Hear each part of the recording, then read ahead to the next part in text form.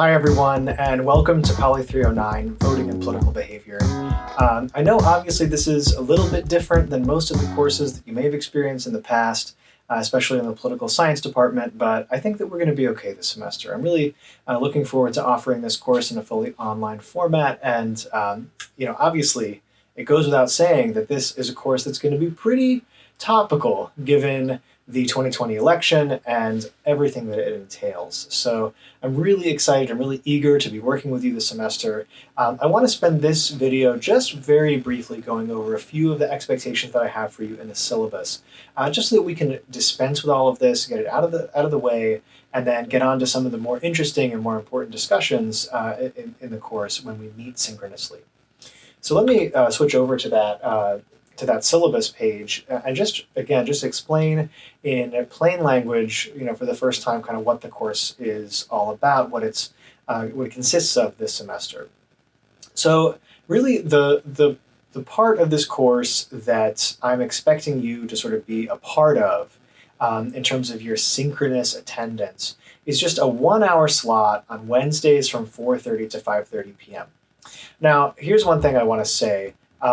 Really, my mantra throughout this entire experience from the spring to the present is really one of just grace and flexibility. We're all going to encounter difficulties this semester one way or another. We're all going to end up, being limited in certain respects, just given the technological hurdles and, potentially a lot of other issues that could arise. I want us to all be on the same page about this. It's going to be okay, right? I'm very flexible. I'm very willing to accommodate any of the needs that you might have. But I want you to at least try, right, to make these 4:30 to 5:30 meetings. I think that having that synchronous discussion in this class is going to be really helpful for you. Not only will it be helpful, my hope is that it's going to be pretty interesting, right? I'm honestly really excited to be talking about voting behavior in this context, and I really hope that you are as well. So we'll do that on Blackboard Collaborate. You should see in Blackboard the links to those discussions have already been set up, so you merely need to click on that link to attend the session and then just go through it, and it will open at 4:30 every Wednesday. So a truncated discussion, and really the point of this, one of the goals of this, in addition to talking about sort of the contours of the election as we get closer, is going to be to try to square a little bit what we've been reading in the course with the reality of the situation in the election. And we'll get into this in the other module video, but I think this course specifically is an interesting one because we've got empirical reality on one side, we've got the 2020 election as this critical case, and then we've got political science scholarship on the other, of which there's a tremendous volume in terms of voting behavior. This syllabus, I know it looks like it's a lot of reading. This is absolutely the scratching the very top of the surface of this massive ocean of scholarship on voting behavior. We want to find out if this stuff is relevant. We want to find out if this has any meaning, any bearing on the 2020 election. And so as a result, I think that these discussions are going to be really, really useful to you because they'll try to animate some of what we're reading and ground them in reality. So again, 4:30 to 5:30 on Wednesdays, we'll get together.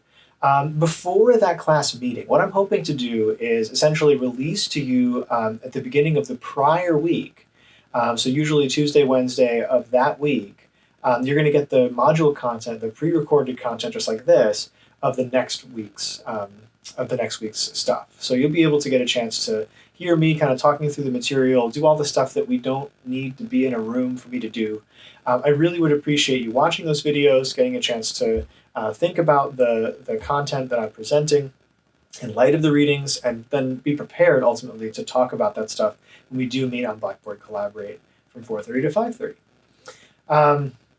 At the end of every one of those sessions, we're going to have a chance for you to go offline, go onto Blackboard, and write in a course journal. So at the end of every session, I'm going to ask you to just step out of the Blackboard room and just take 15 minutes to go on Blackboard and write this very brief kind of journal reflection. That'll give me a chance to interact with you, to offer you some personalized feedback, where I'll get to tell you, hey, here's what I think about your ideas. Have you thought about this? Maybe go back to this reading and think carefully about this concept.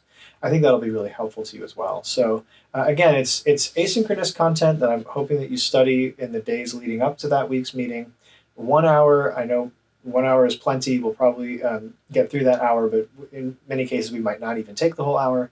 And then the completion of this reflective writing prompt every week. And with the exception of major assignments and exams, that's really it that I'm asking you to do. So you can read through this. I just wanted to mention some of the key things here. First of all, obviously those journal entries that I was talking about, which need to be completed on a weekly basis. We have an exam. We have one exam, and a little bit different than other courses. We're doing it fairly late in the semester. It's not a final. It's a midterm. It's a 2/3 term, I guess is what I would call it. It's an assessment of your knowledge of the course material. It takes place late in the semester, but not at the end. And really, this is just a chance for me to check up on you and make sure that your understanding of the content is comprehensive. It's going to be an open note 5-question essay exam. It's going to be in class, meaning I will release those questions to you at 4:30 on that day, and you'll have until 7 o'clock to finish the exam. Obviously, if you have accommodations or if there's some reason why that synchronous exam format won't work for you, just let me know in advance and we'll deal with it. The big project of the course, and the thing that I'm really excited about, because I'm interested in how you do, is a forecasting project. I got to say I'm a little bummed out because the original plan of this class was to conduct an exit poll of Baltimore County during the 2020 election. Obviously, given the fact that many ballots are going to be mailed in, and with the threat of COVID at polling sites and all of these other reasons, we're not going to be doing the exit poll project this semester. So that's been shelved. But instead, I think I've got a project for you that will be just as theoretically insightful and perhaps just as fun. Really, this is going to revolve around your sort of semester-long forecast of who's going to win the election in all 50 states. And so essentially, it's going to take place in 3 parts. You'll get a chance to develop some expectations about what factors you think are most important for predicting the election outcome across the states on September 30th. On October 28th, you'll actually make your forecast. That's right before the election, right? And we'll get a chance to compare our forecasts. We'll get a chance to compare our electoral maps and see how that actually looks, which will be a lot of fun. And then at the end of class, December 9th, well after the election's over, we'll get a chance to reflect on what actually happened and compare our, again, theoretical expectations with empirical reality. Now, if you're thinking to yourself, I've never made an election forecast before and I don't know how to do it, that's okay. We're going to be learning about some different tools to assemble a forecast, remembering throughout that there's one kind of important caveat, which is political scientists, it may shock you to realize, are not really forecasters. We don't do this, actually. This is not a political science activity, right? This is something that's more of the purview of pundits and Nate Silvers, kind of your data journalist kind of people out there. Maybe that's a bad word, data journalist, but people who are generally not involved in academia. We tend to be much slower. We tend to be people who observe the outcomes and then try to make inferences about what happened after the fact. We try to stay what's called on the support of the data, pretty much in all of our analyses. We don't tend to make predictions or forecasts very often. I know that seems like kind of a surprise perhaps to you that not a lot of political scientists do forecasts, but it really is kind of a niche, it's kind of a rare thing. And so I want us to remember, this is one important thing, like we're doing forecasts in this course, keeping in mind that this isn't really political science scholarship. This is more of another kind of vehicle in itself. It's another kind of field. But I think that our forecast, in order to make a forecast, you need to have a theory about the way the world works. And that is where our political science scholarship comes in. Because we'll be reading all this stuff, digesting it, and trying to ultimately come to an understanding of exactly which factors, which pieces of knowledge will be most helpful in allowing us to get the forecast right. And so again, that's where we get into the conflicts of various theories that say this is important for voting, that's important for voting, the other thing's important for voting. So that I think is going to be a lot of fun. If you happen to miss our synchronous meetings, unless there's some sort of issue that you need to tell me about, obviously I'm very sympathetic to all of these issues, and please reach out to me if there's any problems. If you do happen to encounter any issues, or say you just are really tired that day and you can't make the class, you got Zoom fatigue and you can't do this anymore, that's fine, okay?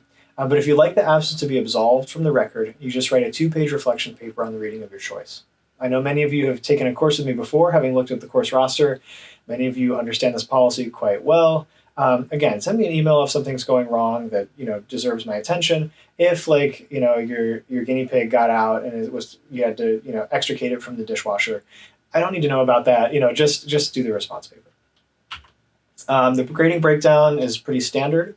Class exercises and attendance are about 15%. Journal entries, again, that end of meeting journal entry that you'll be doing every week is 10% of the course. The midterm is a quarter of the course, and then those 3 pieces of the election forecast project make up the rest of the points, so 45%. Or actually, I guess that's 50%.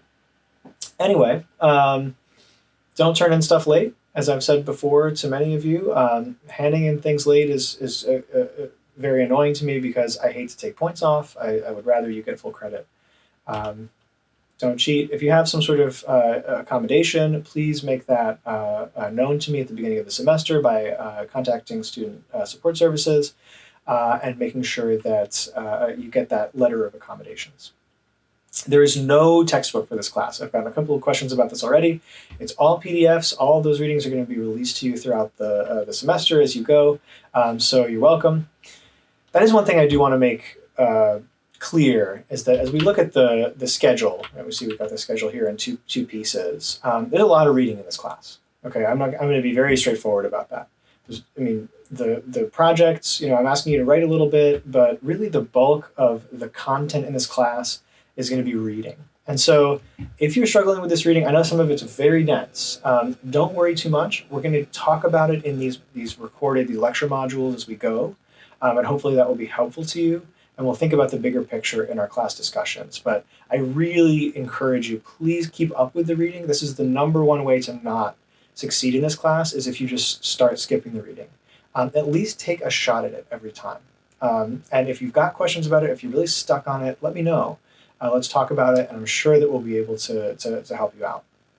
But yeah, there's generally between 2 to 3 articles, sort of journal article length things or book chapters per week.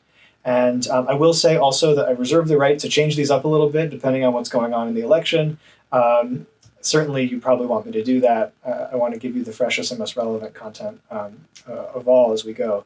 You'll notice, actually, if you look at the bibliography here, if you look at the readings themselves, a lot of this stuff is like 2019, 2020 readings. So I'm trying to give you the state of the field here as we go. But certainly if more stuff comes across my desk that I think is relevant to what we're doing, I might assign that and bump out some other ones. So stay tuned for edits to the syllabus.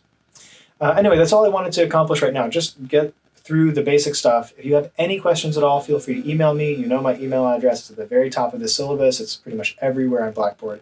And come to my office hours, Wednesday 1 to 4, and I'll be very happy to chat with you in person.